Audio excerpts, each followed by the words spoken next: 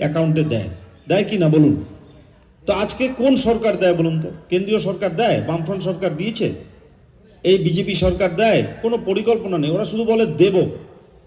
কখনো বলে চিনির দাম কমিয়ে দেব, কখনো বলে 5,000 টাকা করে দিব, কখনো বলে 3,000 টাকা করে দেব।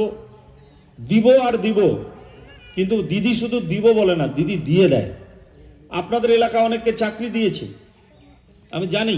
এখানে অনেকে কনস্টেবলে, সিভিক ভলেন্টিয়ারে চাকরিও দিয়েছে দিদি, কারণ আপনাদের এই এলাকার যারা মা বোনেরা আছেন খুব সুন্দর নৃত্য পরিবেশন করেছিলেন, দিদি দেখে খুশিয়ে দিয়েছে। আমি তো দিদিকে একবার এখানে নিয়ে এসেছিলাম, এখানে চিলাপাতাতে দিদি ছিলেন, একবার নয় দুবার এসছেন এখানে আপনাদের এই এলাকায়। একবার দিক দিয়ে গেছেন আর একবার এখানে ছিলেন, কাজে তিনি আপনাদের এটা জানেন।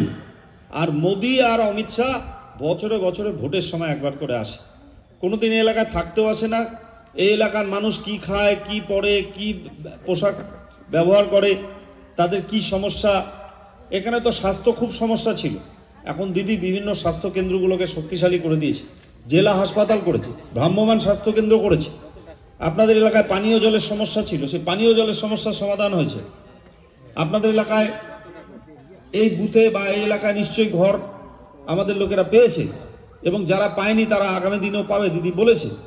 তো সুতরাং এক একটা বাড়িতে এত বেনিফিট, এত বেনিফিশিয়ারি, তারা কেন দিদিকে ভোট দেবে না? কেন বিজেপিকে ভোট দেবে? 2-1টা লোক বিজেপিতে গেলে যাবে, কিন্তু আমাদের সাথে আরো 100-200 লোক চলে আসবে, কারণ দিদির উন্নয়নের উপরে কোনো উন্নয়ন নেই। দিদির উন্নয়নের উপরে কোনো উন্নয়ন নেই, এ ভাউতাবাজি। এই যে বিজেপির প্রার্থীকে তো বিজেপির লোকরাই মানছে না। বেশিরভাগ অঞ্চলে বিজেপির যা কর্মীরা আছে তারা ঘরে বসে আছে, কাজ করছে না, তো জিতবে কোথা থেকে? আর সরকার মমতা বন্দ্যোপাধ্যায় হবে। যত এসআর এ নাম কাটো, এই যে বিজেপি কি করছে, নাম বাদ দিয়ে দিচ্ছে আপনাদের। হ্যাঁ, 58 জন। তার মানে কি, আপনারা ভোট দিয়ে প্রধানমন্ত্রী করেছেন, আর প্রধানমন্ত্রী তার চেয়ারে বসে প্রথমে আপনাদেরই নাম বাদ দিয়ে দিয়েছে। এ তো মজার ঘটনা। এ তো ভারতবর্ষের প্রধানমন্ত্রী ভারতবর্ষের নাগরিকদের নাম বাদ দিচ্ছে। তা আমি প্রধানমন্ত্রীকে বলবো, আগে তাহলে আপনি প্রধানমন্ত্রীর চেয়ারটা ছেড়ে দেন। যাদের ভোটে আপনি নির্বাচিত হয়ে প্রধানমন্ত্রী হলেন, তাদেরই নাম আপনি ভোটার লিস্ট থেকে বাদ দিয়ে দিচ্ছেন।